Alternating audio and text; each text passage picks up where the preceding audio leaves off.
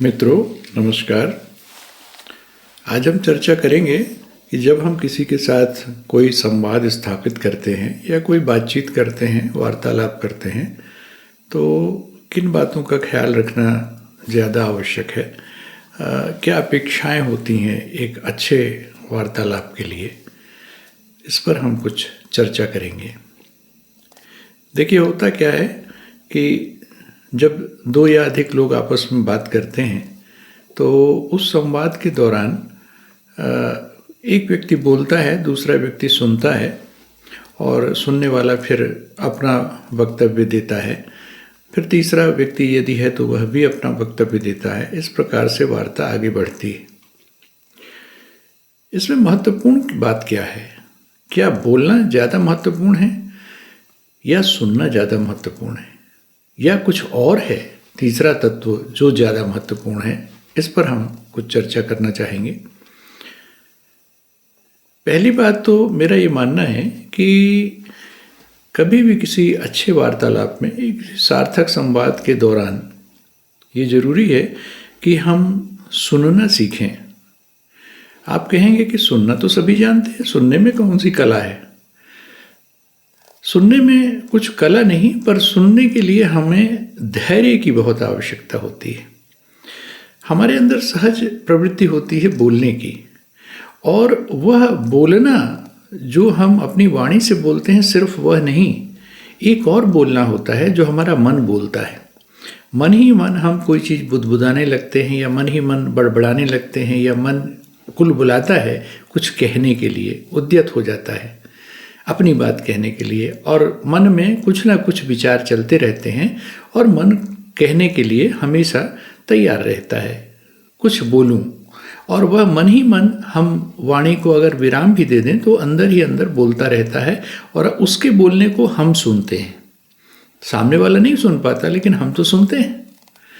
तो जब किसी संवाद के दौरान सामने वाला व्यक्ति कुछ बोलता है तो हम पूरे धैर्य के साथ, पूरे धैर्य और एकदम मौन भाव से उसकी बात को सुन पाएं। इसके लिए ज़रूरी है कि हमारी वाणी को तो हम विराम दें ही, लेकिन इसके साथ ही साथ हम अपने मन को भी थाम के रखें कि मन जो पूरा पूरा लगा है उसको सुनने में लगा रहे, ना कि बोलने में और विचारने में लगा रहे। हाँ, जब हम उसकी पूरी बात को धैर्यपूर्वक सुन लें तो इसके बाद हमें क्या करना है? इसके बाद भी तत्काल बोलने की आवश्यकता नहीं है। इसके बाद उसको गुनना है। सुनने के बाद गुनना है। गुनना यानी विचार करना, उस पर विचार मंथन करें, मनन करें, और उस मनन का जो परिणाम हो, यदि हमें ऐसा लगता है कि जो हमने सुना उसके बाद जो हमने मनन किया उसके बाद कहने की कोई सार्थकता है, या कोई ऐसा सार्थक तत्व है जिसे हमें अभिव्यक्ति देनी चाहिए, अगर हमें ऐसा लगता है तो हम बोलें।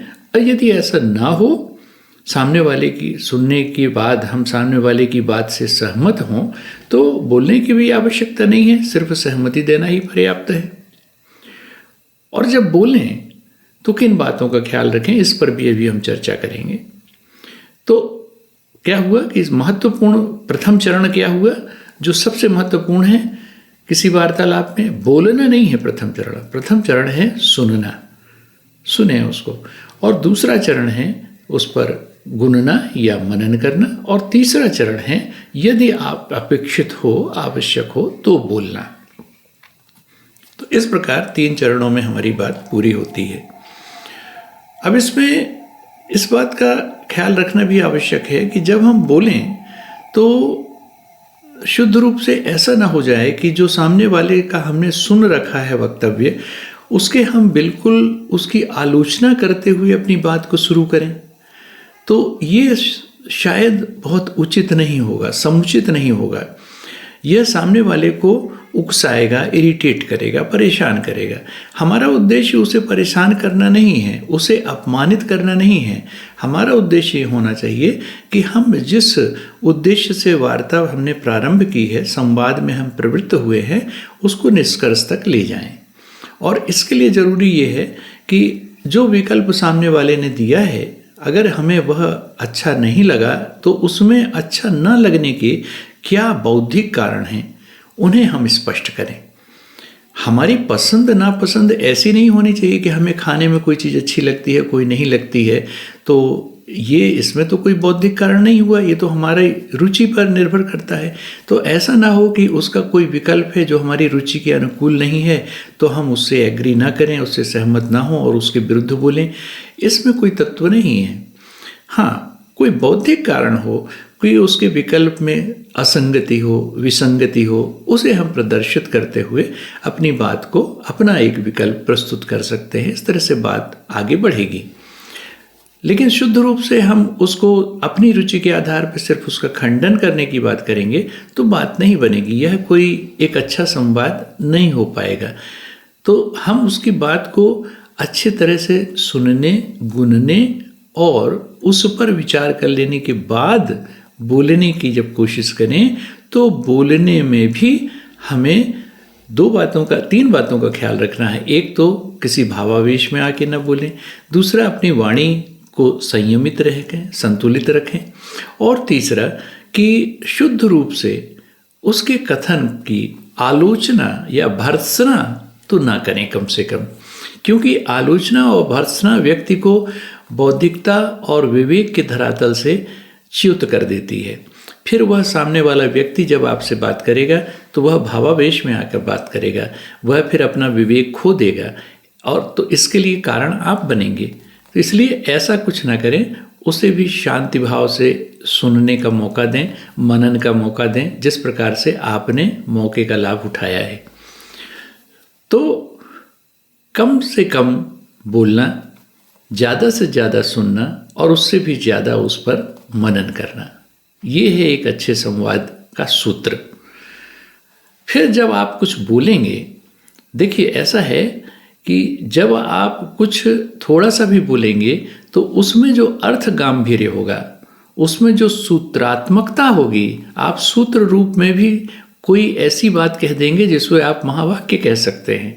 इतनी अच्छी बात कहेंगे कि आपको भी स्वयं लगेगा और सामने वाले को भी लगेगा कि आपने बहुत कुछ गागर में सागर भर करके बात की है। ऐसी कोई बात आप कह देंगे। तो ऐसा कहने के लिए ज़रूरी है कि वह गागर आपकी भरे, और वह किससे भरेगी? वह आपके विचारों से भरेगी। अर्थ गांभीर्य तो उसी से आएगा। और विचार मंथन कब होगा? जब उसमें अच्छे से जमाया हुआ दही, जब उसमें अच्छा क्रीम युक्त दही आपने संकलित कर रखा होगा। और वह संकलन कैसे होगा? अच्छे श्रवण से या ध्यानपूर्वक, धैर्यपूर्वक, परम धैर्य के साथ सुनने से। तो परम धैर्य के साथ आपने जो सुना है उसे फिर जब आप मंथन करेंगे तो उससे जो घृत निकलेगा वह घृत अल्प होगा, लेकिन वह विशेष होगा, विलक्षण होगा। इस प्रकार हमारा संवाद सार्थक संवाद हो सकता है। अच्छा, कभी कभी ऐसा भी होता है कि जैसा मैंने बोला कि मन अंदर से कुलबुलाने लगता है कुछ कहने के लिए। सामने वाले का वाक्य ख़त्म नहीं हुआ लेकिन हमें लगता है हम कुछ बोल दें, ये शायद निरर्थक बात कर रहा है। तो देखिए क्या है, सार्थकता और निरर्थकता ये दोनों बातें हो सकती हैं। कोई आदमी बहुत विवेकी है, थोड़ा सा कोई ऐसा व्यक्ति है जो कम पढ़ा लिखा है या विवेक उसमें थोड़ा कम है, समझदारी कम है, तो भी आप बोलने का उसे अवसर तो दें, बोलने का भरपूर अवसर देंगे। हो सकता है कि आपको पूरे वार्ता के दौरान यही अर्थ निकले आपका कि सामने वाले ने जो बात की वो निरर्थक प्रकार की थी, नॉनसेंसिकल टॉक थी, तो भी कम से कम उसे नॉनसेंसिकल प्रमाणित करने के लिए भी आपको उसे सुनना तो पड़ेगा। चाहे वो सेंस वाली बात हो या नॉनसेंस वाली बात हो, आपको उसे सुनना तो सबसे पहले ज़रूरी है, ध्यानपूर्वक और धैर्यपूर्वक। ध्यान भी लगेगा। ध्यान की बात हमने जब की तो इसका अर्थ क्या हुआ कि आपका मन इधर उधर या बोलने में न लग करके, उस पर विचार करने में न लग के सिर्फ सुनने में लगे, तो ये ध्यान की बात हो गई। और धैर्य भी होना चाहिए कि आप में ये बात ना आए कि मैं तत्काल कुछ बोल दूं, अपनी बात कह दूं, नहीं, इसकी कोई त्वरा आपके अंदर ना जगे, आप धैर्यपूर्वक सुनते रहें। तो इससे जो बात निकलेगी उसमें तत्व होगा।